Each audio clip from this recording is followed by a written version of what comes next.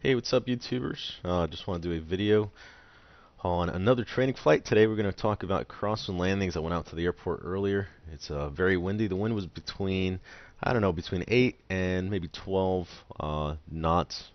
According to the weather in Flight Sim right now, it's between 9 and 16. And it was a right crosswind off runway 5. So I'll go ahead and start the aircraft real quick here.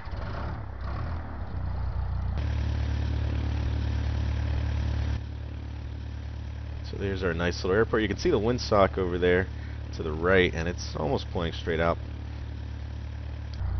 So here we go.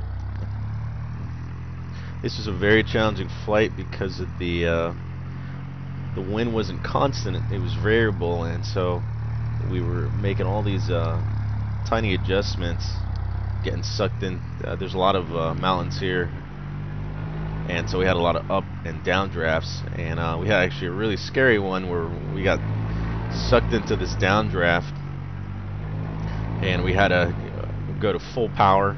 We actually got down to about 45 knots, and I mean everything was under control. My instructor didn't freak out or anything, so he knew I had the airplane, which is awesome.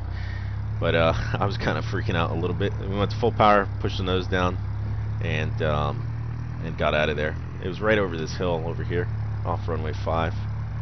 So it was kind of like being in a vacuum. We just kind of started dropping all of a sudden.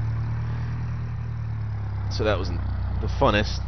But the rest of them, we had some updrafts coming up over the runway, and just constantly working that power and working on our crabbing and our side slipping to the runway. Alright, so this is pretty much what it looks like. And those trees at the end of the runway, they really shouldn't be there. I should do an update for this airport because it's pretty clear. I mean, it's completely clear. There's no obstacles or anything. There's no 50-foot obstacle. All right, let's do our pre-takeoff. So, fuel selectors on both. Takeoff trim. There it is. And mixture full rich. No carburetor in this aircraft, but in the real one I do. And let's go. Fairmont traffic says 3 Papa Yankee, departing runway 5 for left traffic, Fairmont. Alright, here we go. Airspeed is alive, 40 knots.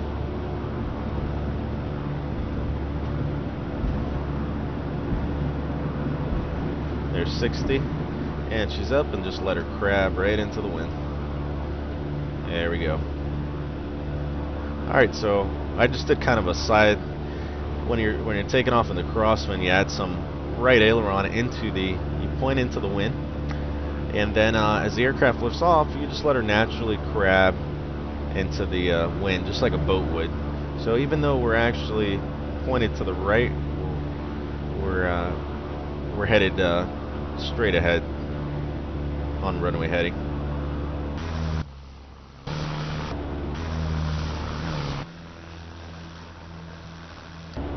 Alright, so there's 500 above the field. Fairmont traffic says 3 Papa Yankee, turning left crosswind runway 5, Fairmont. And a little bit of stutter there, sorry about that. Alright. And we'll keep climbing. Back at the airport. Looking good. And I'll start reducing power to 2,000 RPM. Since we're being pushed behind us by the wind, we want to make our turn a little bit earlier. Fairmont traffic says 3 Papa Yankee, turning left downwind, runway 5, Fairmont. And I'll go down to 2,000 RPM. There's 2,000 on the pattern altitude. I have to really rely on my instruments because I don't have the physical sensations when you're in the aircraft. And then we're going to crab into the wind here just slightly. And I'll trim it down. So that's kind of the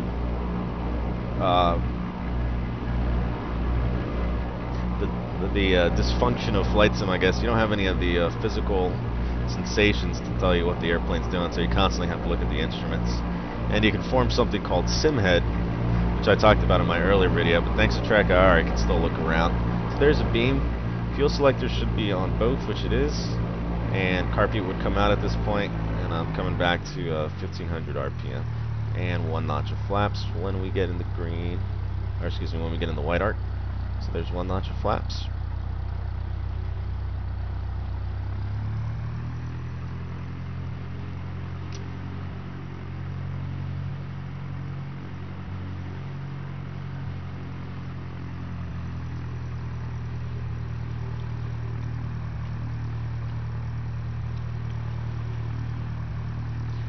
Alright. Overturn that. I was working the flap issue. I don't know why it wasn't. There it goes. It wasn't responding to me for some reason. Alright, so we'll check the traffic. Make sure we're clear. Fairmont traffic, that's 3 Papa Yankee on the left base. Runway 5, Fairmont. And there's my second notch. So the wind right now is pushing us, so we're going to be coming down a little bit slower. And I'm going to be a little bit high here. You can see my airspeed fluctuating there. We're a little bit slow, so I'll add a little bit of power. And like I said in my earlier video, you do need more power in flight sim than you do in the actual aircraft in real life. Alright, so I'm going to crab into the wind a little bit. That means pointing the nose into the wind. Not turning it, not using the ailerons. Just using the nose of the aircraft. So as we come down here, and my crab angle is not the greatest right now. There we go. That's more like it. So you want to look for that. That runway is going straight towards us, but the aircraft nose is pointing right. As you get closer, right about here, you want to start dipping the nose in.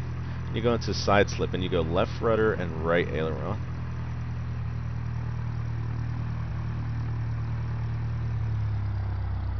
And then you flare. So I see I got the stick to the right, and then you flare. Keep that stick into the wind, and all the way back on the